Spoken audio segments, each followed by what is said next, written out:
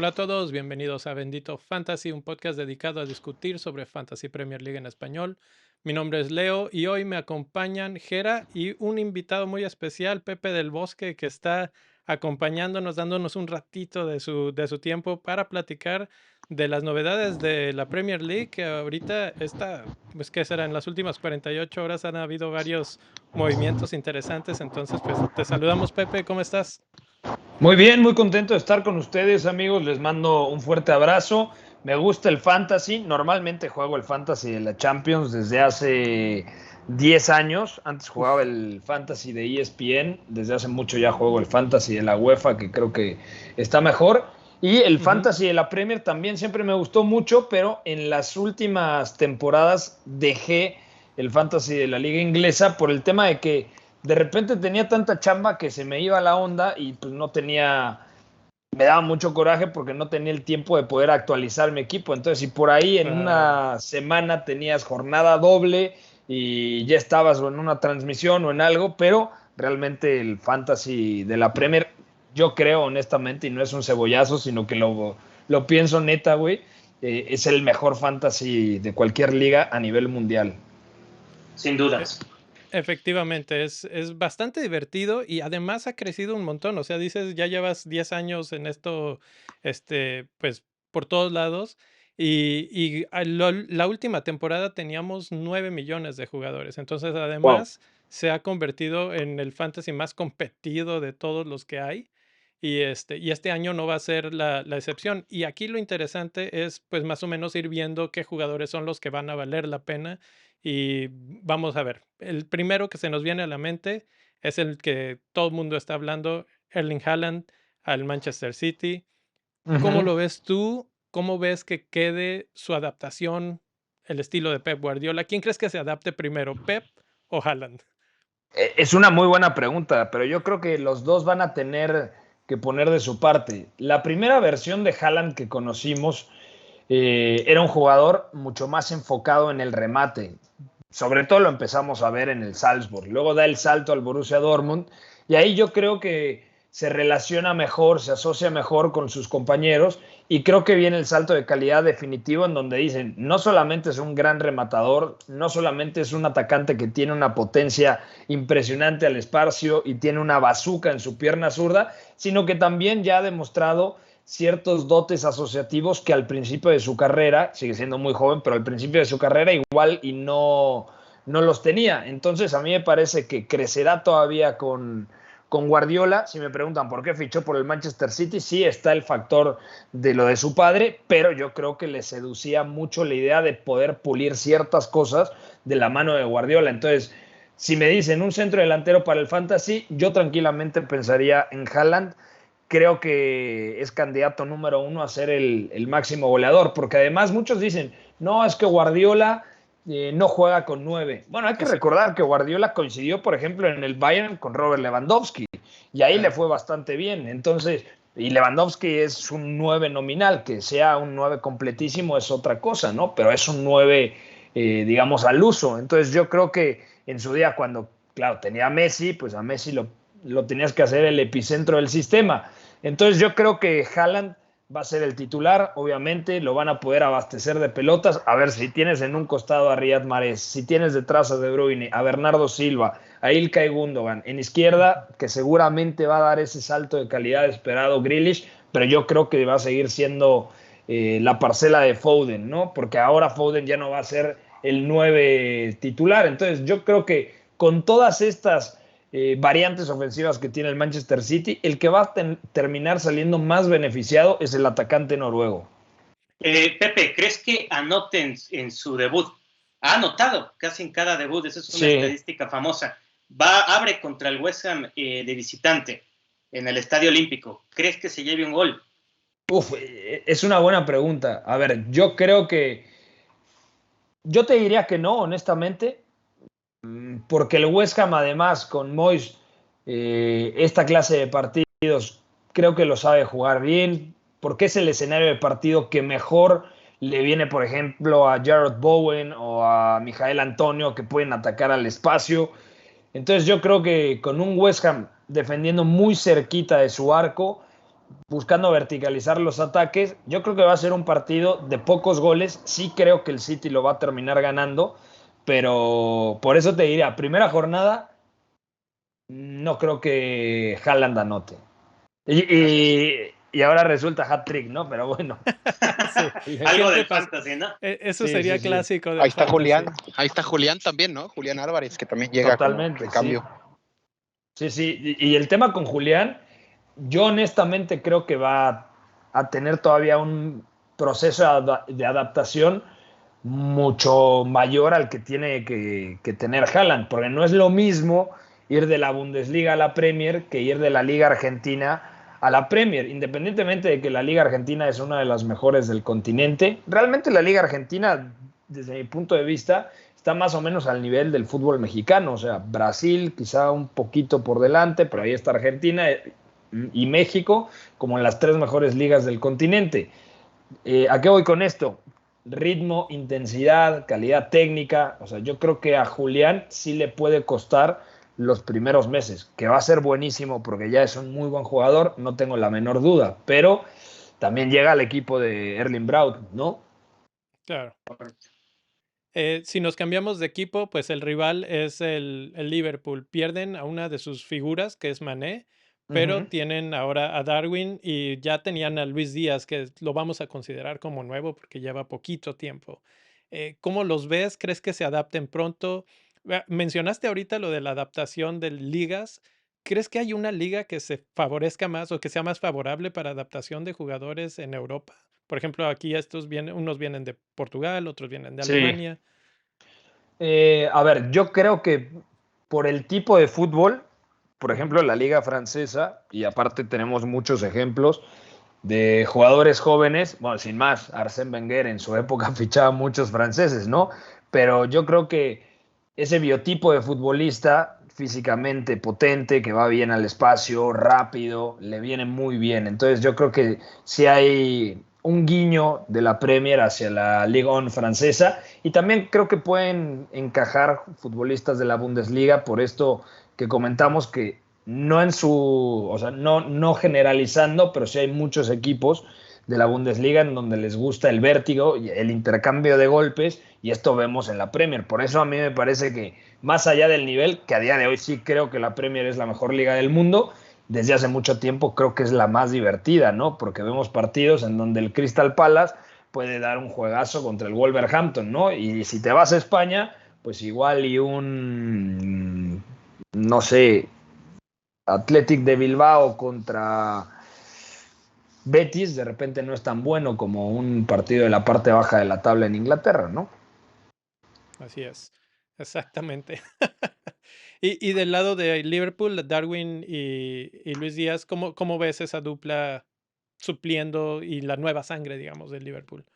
Yo soy de los que piensa que a Darwin le va a costar en un inicio, honestamente. Además, porque, o sea, si uno piensa cómo se ha ido transformando el tridente ofensivo de Klopp, ya cuando juegan esas dos finales de Champions y ganan la Premier 2018 y luego en 2019, era Firmino, que última temporada vino a menos, de hecho desde que le ficharon a Diogo Jota ha tenido menos protagonismo.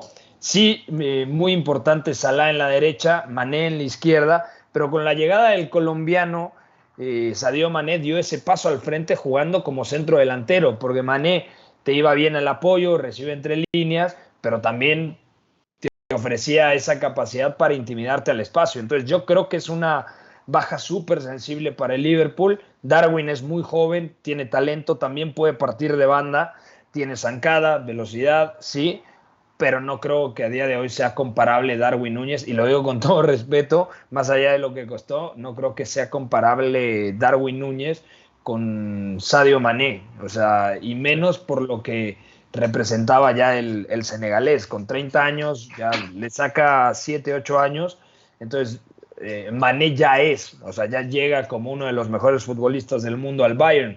Darwin, yo creo que en un principio, honestamente, yo no lo veo titular. Yo creo que Luis Díaz va a partir desde la izquierda, Salah en la derecha y el centro delantero va a ser Diogo Jota, que también me parece un muy buen atacante que puede dar puntos y que tiene gol, o sea, que tiene esa sensibilidad. No es muy alto, por ejemplo, pero es un muy buen rematador. Para los amantes del fantasy, me imagino que relación costo-beneficio no está tan mal de Jota, ¿no? Exacto. Sí, correcto. Es cierto, realmente Jota inició como ganga, recordemos Sí. su época en el Wolverhampton, aquella dupla que hizo con Raúl Jiménez, pues en Fantasy era una maravilla. Moviéndonos un poquito de posiciones en la tabla, Pepe, bajándonos al proyecto del Brentford. Últimamente, digámoslo, no se habló tanto de él porque se quedaron en Premier, pero ¿cuál es tu perspectiva, digámoslo, de este proyecto? Sabemos que en México suena mucho por el caso de Bernardo Cueva, y que está en el Departamento de Inteligencia Futbolística. Ahora, ¿qué piensas del Brentford? ¿Les tocará este síndrome de la segunda temporada en la que dan el bajón o crees que mantienen ese ritmo que los caracterizó? Pues mira, honestamente, ojalá no tenga el bajón, porque Bernardo es un buen amigo.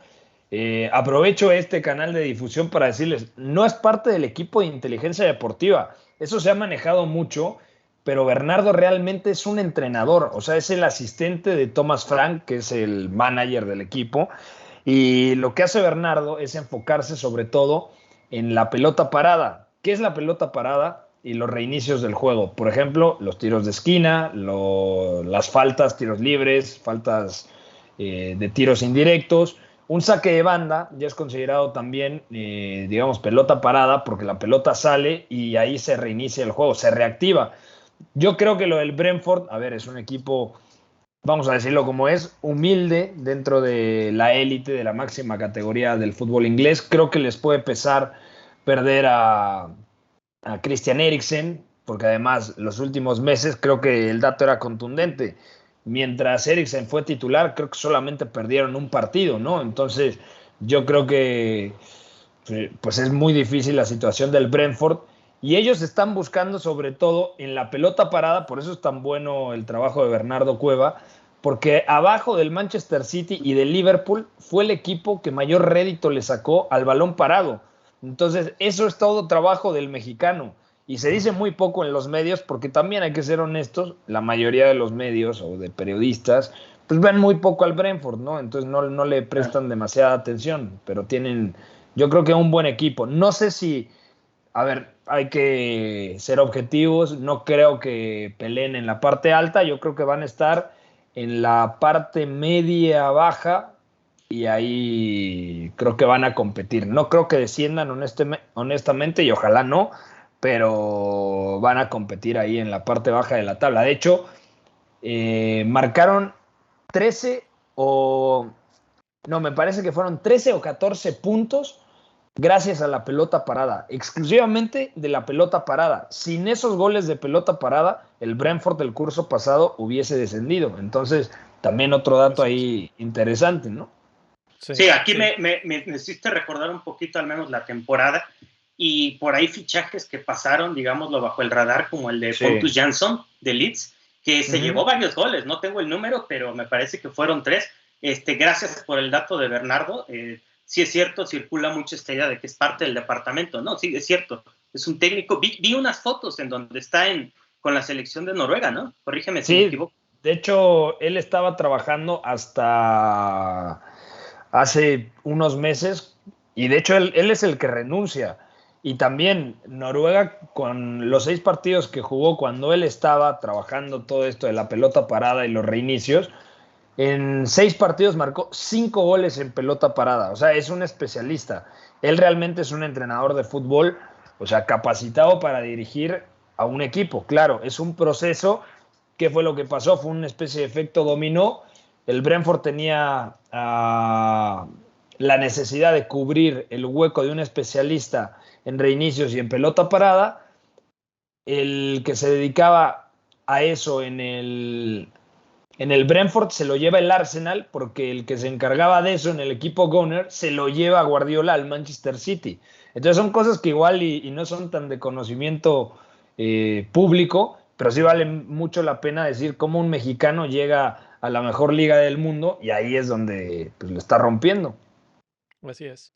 Hablando de los que están en esa parte baja de la tabla, bueno, pues no están porque acaban de llegar, Pero ¿cómo ves a los 3 que llegan? ¿Y quién crees que se quede y quién crees que se vaya? Uf, a ver, yo tengo un tema con el Bournemouth, que además me gusta mucho Scott Parker, me parece que a futuro va a ser un gran entrenador. Con el Fulham mostró cosas interesantes, pero no sé si tenga la plantilla. Honestamente no vi mucho del Bournemouth en Championship, pero bueno, al final es el campeón. Eh, si me preguntas si se va a quedar o no, a día de hoy no lo tengo claro, honestamente. O sea, yo creo que apostaría más porque se queda el Fulham que porque se queda el Bournemouth, honestamente. Aunque es una respuesta complicada. ¿Y el Forest? Y a mí me encantaría que se quedara, pero si no se refuerza mejor, lo tiene difícil. El curso pasado, y al que más vi de estos tres, entre Bournemouth, Fulham y el Nottingham Forest, fue precisamente al Nottingham Forest, porque había varios futbolistas que me parecían muy interesantes. Ahora le saco exactamente un dato interesante que estaba buscando sobre el Nottingham Forest, porque hay que recordar que entra vía playoff, etcétera. Entonces, digamos que es como el tercero que clasifica a la Premier League, o que asciende, mejor dicho. El media punta, había un media punta danés muy bueno, Sinker Nagel, que yo pensé que se iba a quedar en Premier League, que Grecia, iba a ¿no? ascender, pero era del Watford, y lo vendió el Watford por menos de 3 millones de euros al Olympiacos, y eso al final me dejó un mal sabor de boca, porque creo que se estaba reforzando bien. Estaba el chico galés Johnson, que no tiene ni siquiera 23 años, que fue el máximo goleador de este equipo, jugaba normalmente con línea de 3, con carrileros, con un media punta que era este danés Sinker Nagel. Y ahora, para reforzar la delantera, justamente ficharon a Bonigi, el nigeriano de 24 años que llega procedente del Unión Berlín. Entonces yo creo que esa clase de fichajes a mí me ilusionaban bastante si mantenían la base con la que consiguieron el ascenso. Entonces yo honestamente veo muy complicado que el Nottingham Forest se pueda mantener. Y ojalá, porque bueno, ustedes saben, me encanta la Champions, y tener en la máxima categoría de la mejor liga del mundo a un bicampeón de Champions, bueno, sería increíble, ¿no? Y Sí, hablando de fantasy, perdón, Ujú. Gera, es que de estos 3 equipos hay un jugador que es bien popular en fantasy porque fue el goleador de la Championship, que es Mitrovic. Claro. Y ya ha estado varias veces en Premier League y siempre llega con el cartel de sí, goleador, goleador, pero a la mera hora no pasa nada. ¿Crees que nos vuelva a suceder? ¿Lo pondrías como advertencia de sí, es goleador, pero de Championship? Olvídate de los goles en Premier League. Es O que en la yo creo tercera es la que, vencida. a ver, no me acuerdo la temporada que está en Premier League, no sé cuántos goles marca, pero sí he visto que 2 temporadas, porque también en el Newcastle estuvo, o sea, de sí, así Bélgica se es. va al Newcastle. Tiene esa temporada de, mira, lo voy a revisar, 26 goles marca en Championship, luego en Premier únicamente marca 3 goles, y la Ujú. última temporada es una absoluta locura porque marca Mitrovic 43 goles. Mucho depende también, a ver, el Fulham en Championship era una de las mejores plantillas, el Fulham en Premier League es una de las peores plantillas, entonces Exacto. mucho dependerá de cómo lo refuerzan. Por ejemplo, uno piensa en Mitrovic y tienen que ser 6 meses súper importantes para el serbio, porque además viene el Mundial.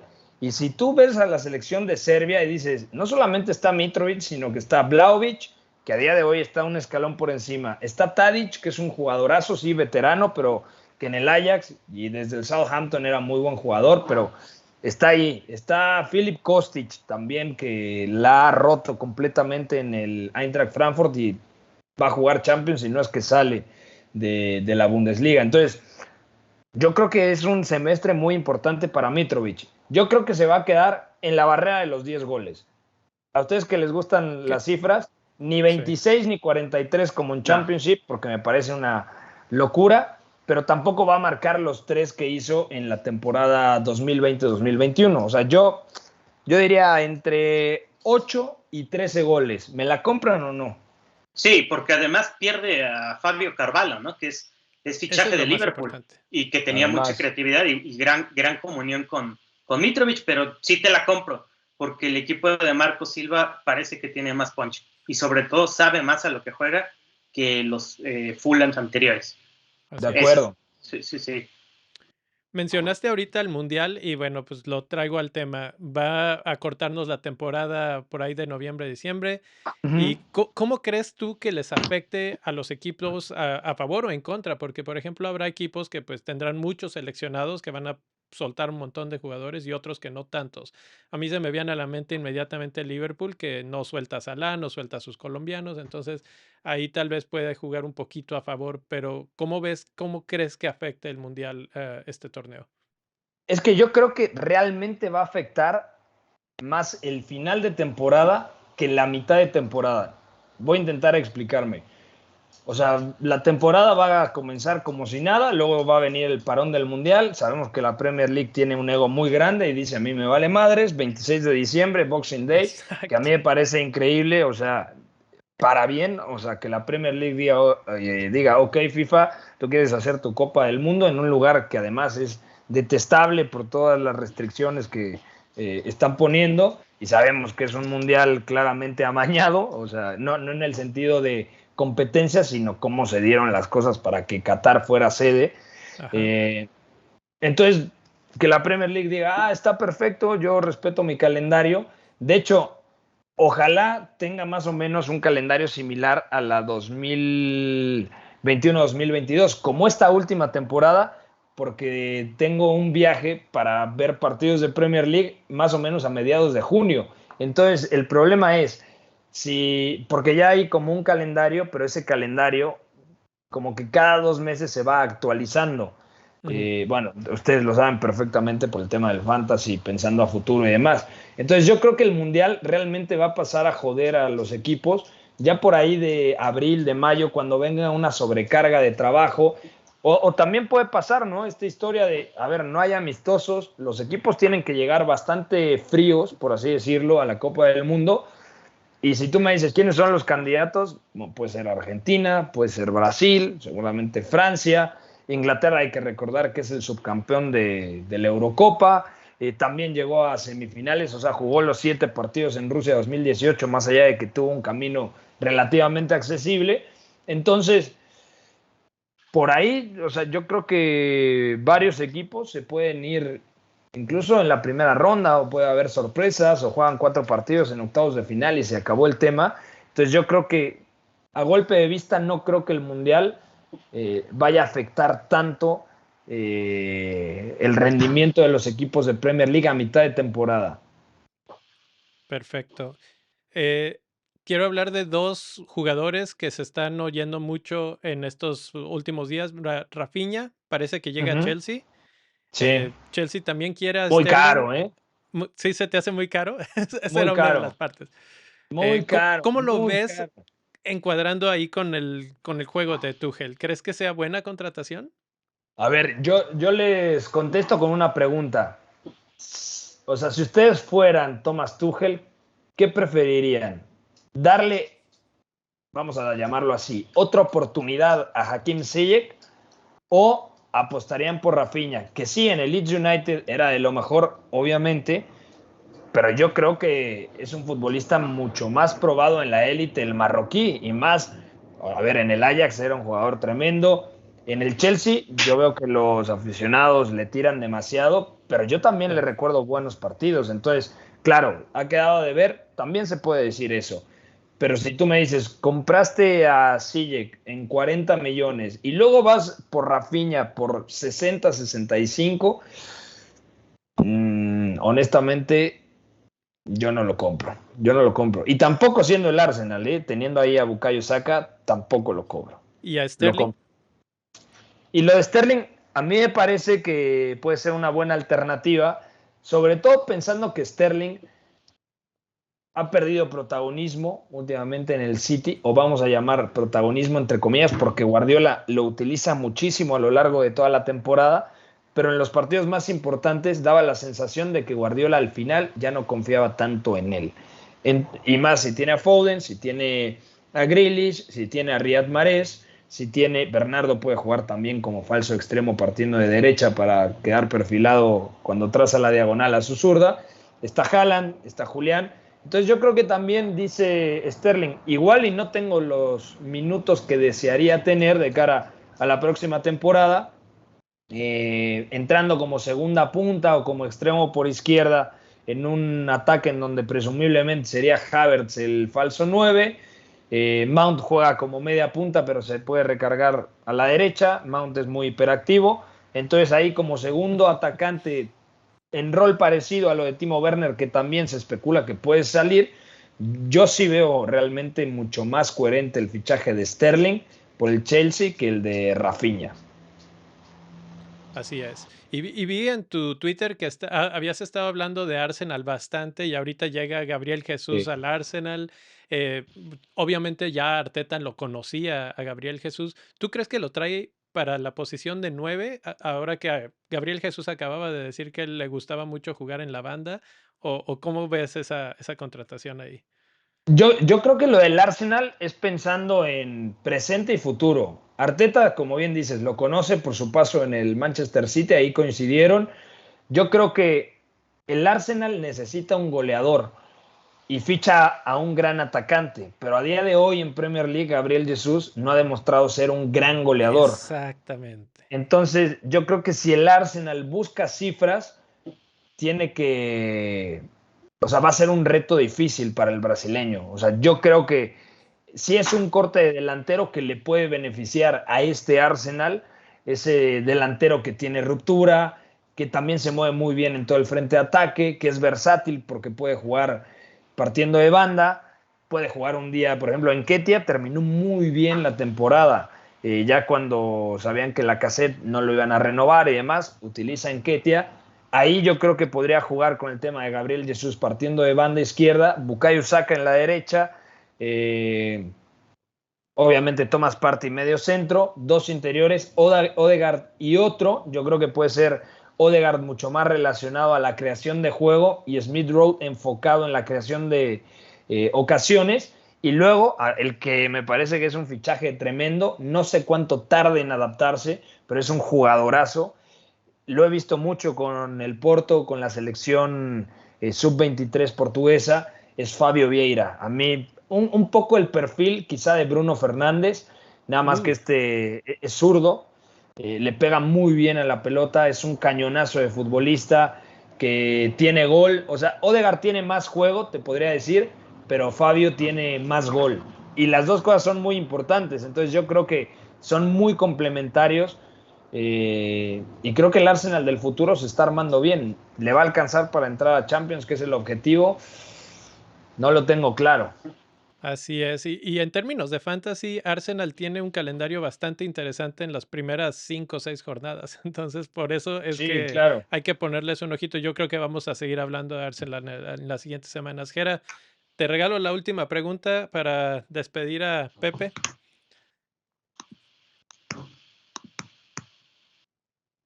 ¿Sigues por ahí? Gera. Hola, hola. Sí, creo. Ahí Sí, está el Gera.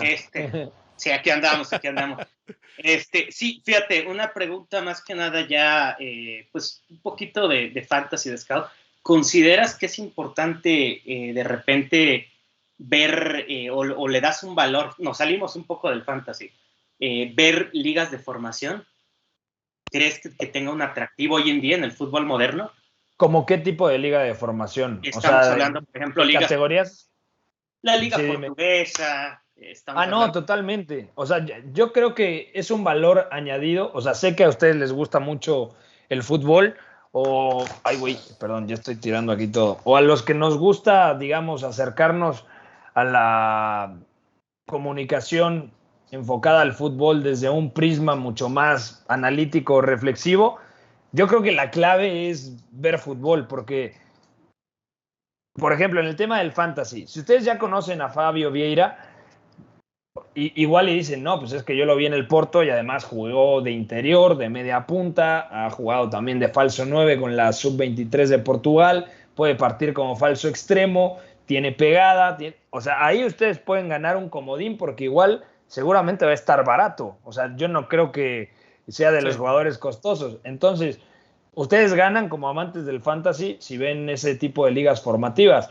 Los comunicadores ganamos por el hecho de conocer un poco más. Es imposible llegar a todo y yo realmente hasta hace muy poco estaba 24/7 enfocado en el fútbol, hasta que llegó un momento en el que dije, tengo que desconectar un poco porque si no, o sea, no me voy a casar, no voy a tener hijos, no voy a tener vida, y aún así, o sea, termino con ustedes, Y aquí entro a una seguimos. mini junta y sé que hay Libertadores, que hay un Corinthians Boca, que igual simple y sencillamente lo veo para conocer un poco más, porque luego van a fichar a tal jugador del Corinthians, algún equipo italiano o algún equipo de la liga que me digas europea, de las que sigo, y entonces ahí tú vas a tener la ventaja competitiva respecto a los otros comunicadores que no se preocupan por invertir en su preparación. Entonces, al final, si te pagan por comentar fútbol, va de la mano con que te paguen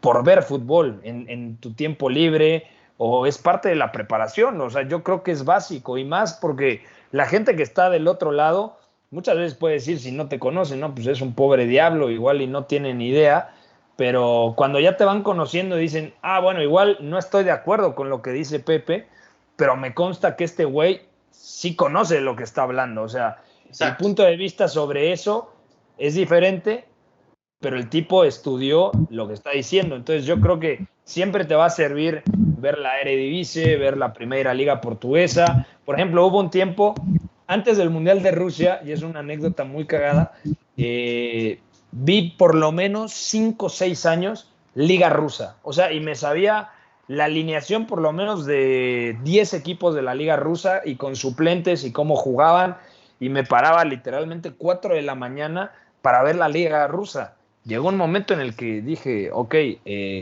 quiero tener novia, o sea, te mandan al diablo, güey, o sea, te dicen, o sea, ¿qué haces viendo la Liga Rusa a las 4 de la mañana, güey? O sea, porque luego incluso si vives cansado todo el tiempo, pues, totalmente, si vives cansado todo el tiempo, dejas de rendir en otras áreas igual de importantes de la vida, ¿no? Te lo decía porque tú mismo lo dijiste, no se habla mucho, por ejemplo, del trabajo de Cueva. O sea, en el periodismo mexicano es increíble que no se voltee a ver ese tipo de ligas que existen y aportan mucho, ¿no? Pero bueno, voy a sacar una nota en Editorial Puskás, perdona que te interrumpa, sobre Bernardo Cueva, sobre quién es, sobre cómo llegó al fútbol, sobre lo que está haciendo, y voy a complementar la nota con el propio Bernardo en enero y con Thomas Frank, el entrenador del Brentford. O sea, cosas que igual y al 99% de la gente le valen madres, pero sé que es muy importante porque ese tipo de trabajos son los que, por lo menos de mi lado como periodista, le dan sentido a la profesión, porque hay cosas que a huevos se tienen que contar y que no se cuentan por flojera de pararse temprano y ver al Brentford, o dejar grabado un partido del Brentford, o decir, no, pues prefiero irme al sushi roll en la noche en lugar de ponerte 2 horas, güey, a ver al Brentford, ¿no? O sea, y lo entiendo completamente, pero yo creo que hay que estar ahí detrás. Perfecto. Oye, Pepe, te vemos entonces en la mini liga de Bendito Fantasy con equipo, ¿no? También, seguramente. Pero por supuesto, métanme ahí. Te mandamos el código en cuanto se abra la aplicación, porque todavía nos tienen en pendiente, todavía no sale, y para que invites a todos los que te siguen, a todos tus amigos que nos platicabas, que tienes varios amigos que son clavados en esto. La verdad es que la liga ha crecido bastante y va a estar buena este año. Entonces, te agradecemos mucho tu tiempo y bueno, seguiremos platicando. No, gracias a ustedes por la invitación. Ha sido un placer platicar con ustedes. Gracias, Pepe. Te robo.